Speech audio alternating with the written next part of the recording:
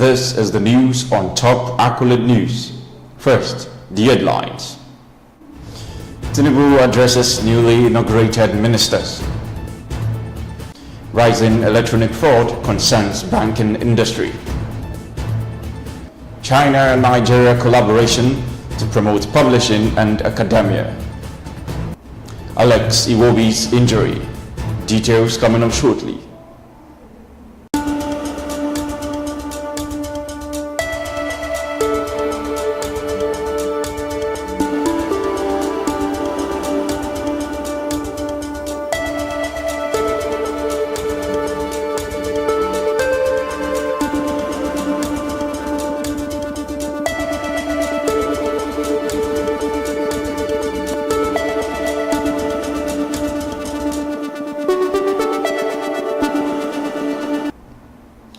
Tinubu addresses newly inaugurated ministers.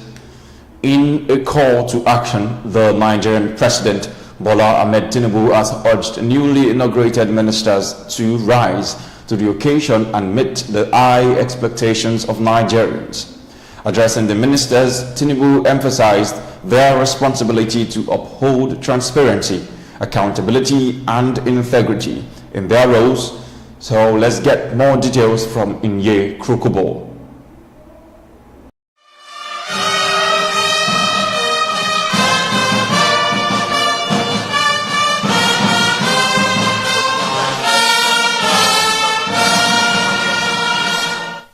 President Bola Ahmed Tinubu has set a clear tone for the newly appointed ministers, urging them to exceed the standards and requirements that led to their appointments. Speaking at the conference center of the State House, Abuja, Tinubu stressed that the honor of becoming ministers comes with significant responsibility. He underscored the need for the ministers to serve with integrity, transparency, and accountability right from the start of their assignments. Nigerians are keenly watching as these new leaders embark on their roles. The men and women who have been sworn in have been carefully selected by me for their track record of excellence and achievement in public and private sector. They reflected the diversity of Nigeria and bring to their new roles an assortment of experience and expertise to help guide the nation's affairs. It is high honor to be chosen to serve as a minister in the Federal Executive Council of our beloved Republic. With such high honor comes tremendous responsibility. In this moment of abundant promise and peril in equal measure, all of you who have been sworn in have been called to distinguish yourself. It is me who know you and delegates this authority. But the greatest number of Nigerians are highly expectant of delivery and accountability and transparency.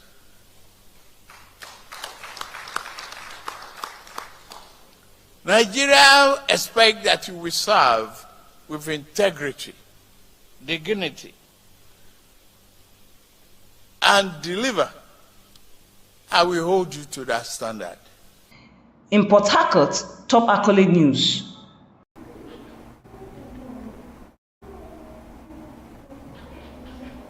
In business, Nigerian stock market amidst macroeconomic uncertainty.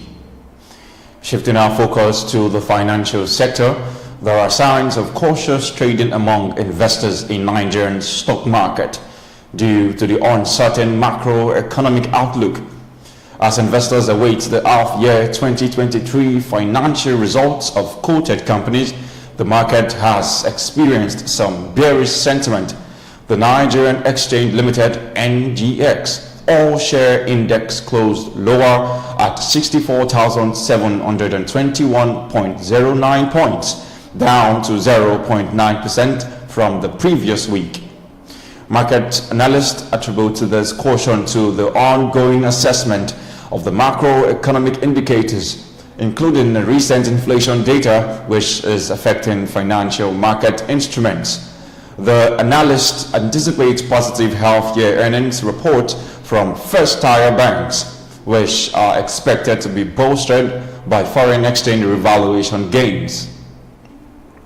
And away from that, rising electronic fraud concerns banking industry. Turning our attention to the banking sector, electronic fraud has posed a significant challenge.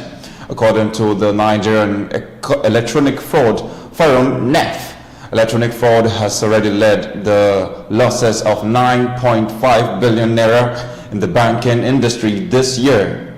To address this escalating concern, the forum, chaired by the Central Bank of Nigeria, convened a meeting focused on new strategies for combating e-fraud in a cashless environment.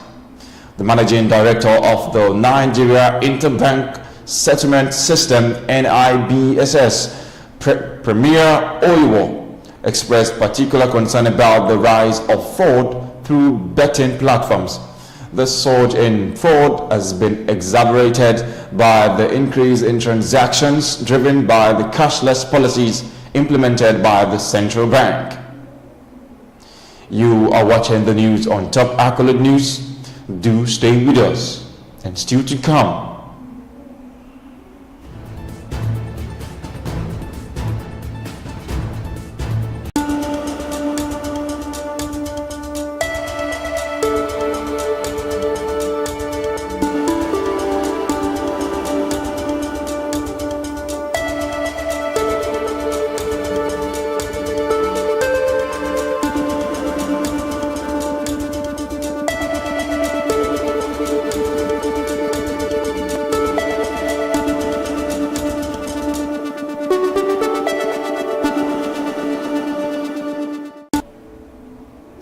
And thanks for staying with us. Still on the news.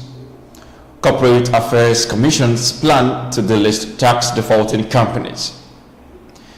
The Corporate Affairs Commission, CAC, of Nigeria has announced its plan to delist registered companies that have failed to file their tax returns over the last decade.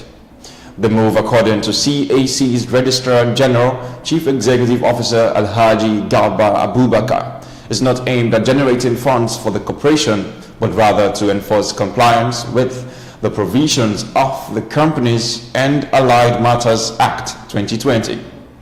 Approximately 100,000 business names and 10,000 incorporated trustees that are in default will soon be published for striking off from the company's register. This initiative seeks to strengthen CAC's records and promote compliance with international best practices, especially in the line with the Beneficial Ownership Register. The Institute of Chartered Secretaries and Administrators of Nigeria, ISCAN, has shown interest in collaborating with CAC to enhance service delivery and praised CAC's reform initiatives for improving service quality. And away from that, China-Nigeria collaboration to promote publishing and academia. In a gesture highlighting the robust ties between China and Nigeria, the Chinese ambassador, Mr. Qiu Jianxun, has represented the Rejuvenation book series to the National Library of Nigeria. This event, held in Abuja, marked the official visit of Minister Hu Heping, Executive Deputy Head of the Publicity Department of the Central Committee of the Communist Party of China and Minister of Culture and Tourism of China. The Rejuvenation book series offers insight into China's transformation from a poverty-stricken nation to the world's second-largest economy, showcasing the relentless efforts of the Chinese people, particularly the Chinese communists, in their quest for prosperity and national revival.